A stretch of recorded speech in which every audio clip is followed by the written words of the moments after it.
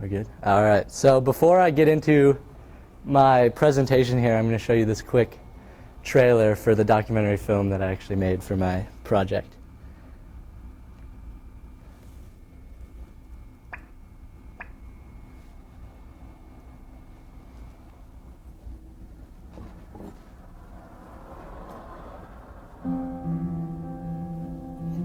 My name is John Moss. Everybody calls me Jack.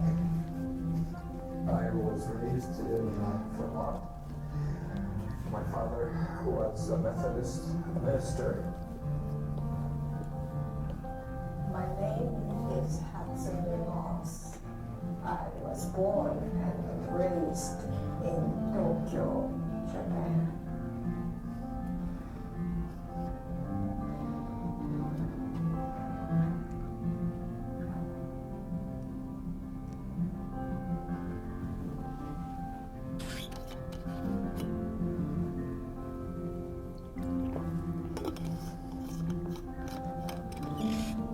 You want to tell me what you want me to? Well, almost the most interesting thing. I don't know, but I didn't know you got first wait for you. No, this year, This year. yeah, I think, Oh, you think I went out this year, no, Julie? I can't remember. I think so. We have to decide on that. Yeah.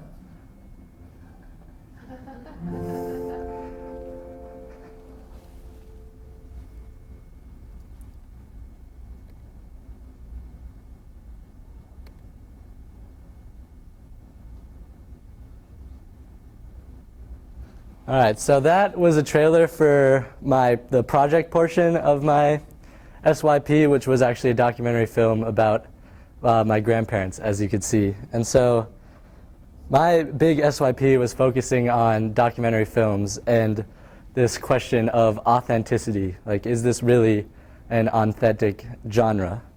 And so, because here we have documentary films. There are many kinds of documentary films. We have Dark Days, which follows the life of homeless people in Penn Station. And then we have Planet Earth, which is this Discovery Channel nature documentary.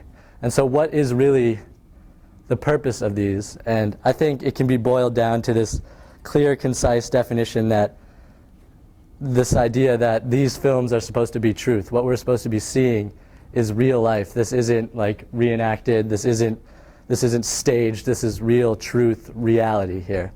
And so that's what I believe the purpose of documentary films is. But then we have the medium in which they are, which is this medium of film, which is such an inherently subjective medium. The difference between if I choose the camera shot from down low pointing up at you compared to from up high looking down at you completely changes the meaning of a scene. And then we have this whole editing process in which you choose what to put in, what to leave out, what to juxtapose, what to put next to each other, kind of. And then we have lighting, like you can see in The Godfather, and this is done by one light coming straight down from above his head, which like shadows the eyes and the mouth, which gives this feeling of sketchiness, which, if you've seen the movie, matches the mood because it's about gangsters. And so this kind of led to my research question was, how, if all art, especially film, is like inherently subjective, how can documentary films claim to be this like unbiased representation of truth? And so I looked at this question from three angles, and the first was this review of scholarship. I looked at what like professionals had to say about this, and I watched many documentaries and kind of did that secondary research. And then I also had my primary research, which I interviewed documentary filmmaker Stephen Asher, who's actually a Newton resident and Newton School's parent, about like what his thoughts on this kind of issue are. And then the third and final was actually through myself making my own documentary and seeing what it was like there. And so what I found, and kind of how I like to explain it, is this idea of a spectrum. And so what I found in my review of scholarship is that the approach to this issue is pretty wide, but I've kind of managed to nail down the two poles, I like to call them. And one pole is this direct cinema, which was pioneered in the 1960s by Richard Leacock and D.A. Pennebaker, who are actually Americans. And the idea behind this approach is that the motto they have is this fly-on-the-wall strategy. So they just want to be a window looking in at the world. This is supposed to be completely objective. This isn't like we're not messing with it at all. We just want to show the world complete objective truth of what's happening. And so that's kind of the method, this direct cinema method. But I don't really believe that this is possible, and neither does Stephen Asher, who I interviewed. He believes that like documentaries can be authentic, but this strict objectivity with film is just not possible.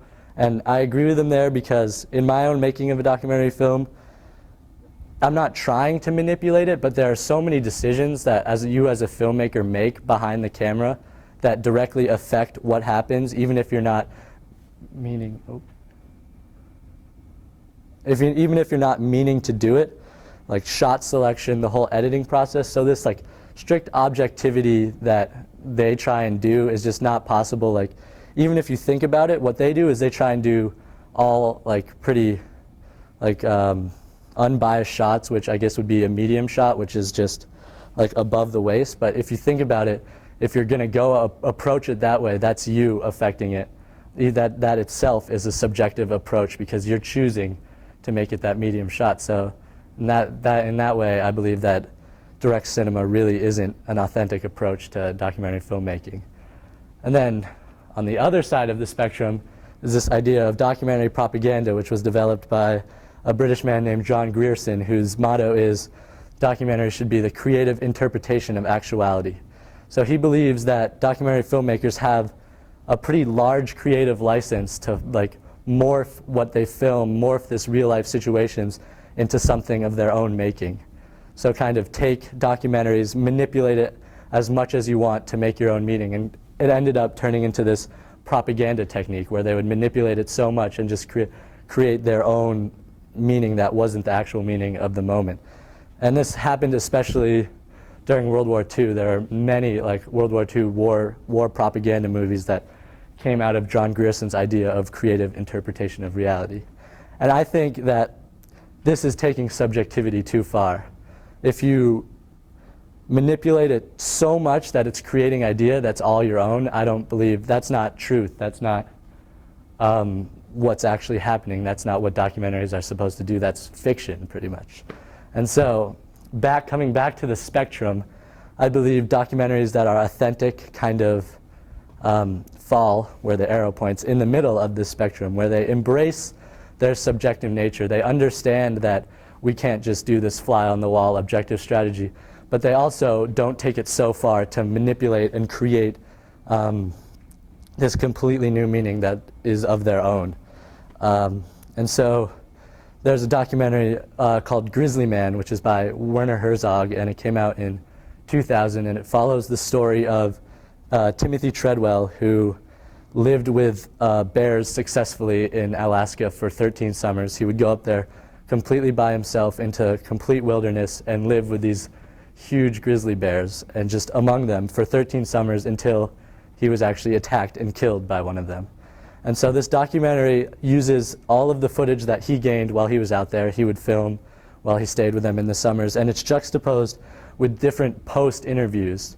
And so it kind of, it would be easy for this film to just like talk about Timothy Treadwell like he's like God, not godlike, but he's a very admirable character. Like he lived with these bears, and his whole mission was, let's protect these bears. Like, look at this beautiful wildlife. Like, poachers should not be allowed here. Let's do more to protect them. And so it would be really easy to make a film that just completely makes him really admirable. But what they do is Werner Herzog actually juxtaposes it with different things, and he'll juxtapose it with an interview of the man who flew him out on his last mission, the pilot who flew him into the wilderness, and the pilot is saying, this guy is a complete idiot. This is his own fault that he's dead, and I don't feel any sorrow. This is by his own doing. And so in this way, it's kind of fair. Like, there's plenty of interviews with especially with his ex-wife, where they make him seem like this valiant character, and then it's also juxtaposed with these interviews that make him really question like if he was just crazy. And so that's kind of where I believe documentaries can be authentic, is this middle ground between subjectivity and objectivity. And so that was my research. And now for the trailer you saw at the beginning, I won't show you the whole film, but I have an 8-minute clip if we have time for that. An 8-minute clip from that film. And for this film, it's about my grandparents, and my grandparents kind of have this interesting story where my grandfather grew up in rural Vermont during the Depression, and my grandmother grew up in Tokyo, Japan through the war. And then my grandfather became a Methodist missionary to Japan right after the war, and they met there, became friends, and then my grandmother came to the United States for school, and my grandfather returned to Vermont after his missionary ship was done. And then they kind of met, and against kind of all odds, in my opinion, they got married, and they lived in Japan for 20 years. They started a high school. They were principals together, and they've actually retired to Western Massachusetts. So I really wanted to share this story in my senior year project, but I don't know how. You can't really go to someone's house and just put a camera on them and say, narrate your whole life. I wouldn't really know how to make someone do that. So instead, I kind of wanted to show their complete different backgrounds through stories of their childhood and stories about their parents. And so that's right here. What you'll see is my grandfather narrating a story about his father, and then it goes to the story of my grandmother, how her house in Tokyo actually got firebombed during the war. And so I kind of wanted to show their completely different backgrounds, and then it kind of crescendos into my grandfather coming to Japan, how he decided to come to Japan, how their friendship kind of started, and then how they eventually met and got married. And so I kind of told that story through them narrating stories from that time. And so here, without further ado, I will cue up a clip.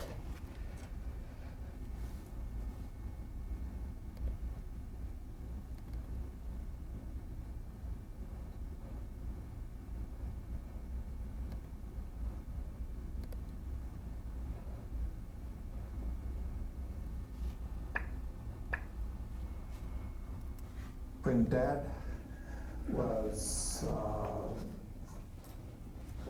of college, he was trying to figure out what he was supposed to do, and for a while he became a chemistry teacher. But then the war came, the First World War, and so Dad enlisted, became a private. And instead of being sent to France, he was with a contingency that went to the Dominican Republic and spent a number of months there in Santo Domingo.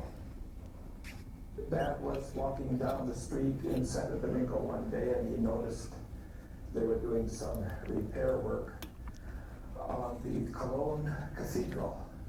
It's a very, very old cathedral in Santo Domingo that was at least started to be built by Mr. Cologne, who was the son of Christopher Columbus. So the cathedral goes back to the 16th century. And as he looked around, he saw that they were doing quite a bit of repair work inside. So he went in and he talked with a man who was sort of overseeing the work, tried to talk with him. My dad's Spanish was very limited, and this man couldn't speak English.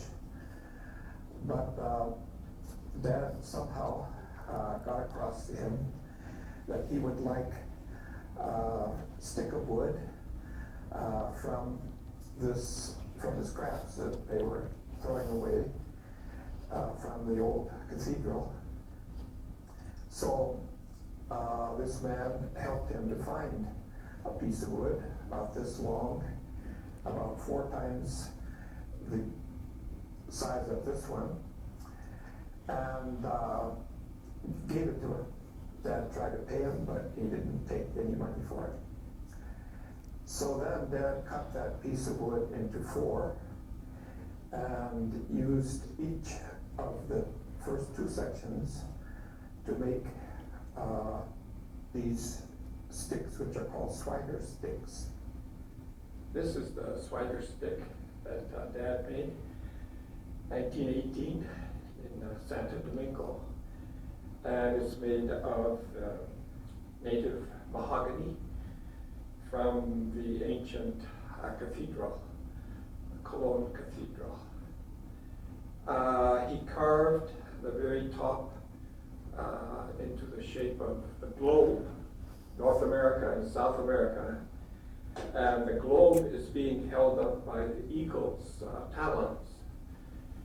That combination is similar to the symbol of the Marine Corps. And then here he carved USMC, which is the United States Marine Corps. And he had someone professional put this end piece on, and that is it. He has kept it very carefully through the years. He had someone make another one, which he sent first to his sister, and then finally it was given to his uncle, who had a cane collection.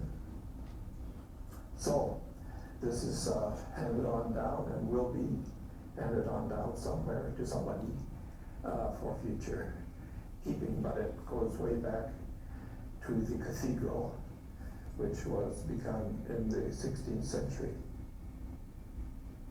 So I was going to tell you about what happened the night of bombing. This was the first big air raid in Tokyo, the night of March the 9th, 19... I forgot somewhere. I have it written, I think.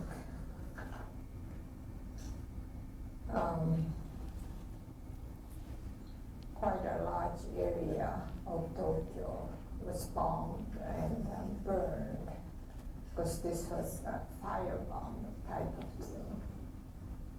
And at our house then were my mother and father and one of my sisters and I was there, but whenever air raid happened,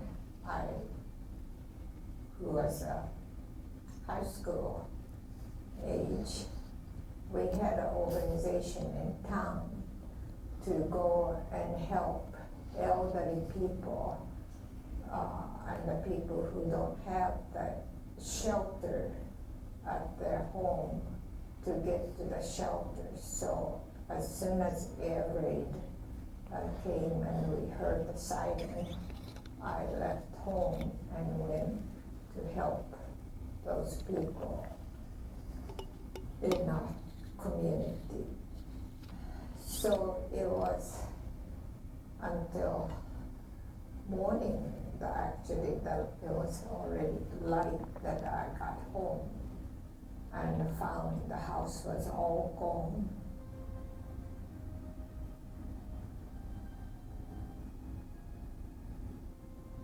I wondered where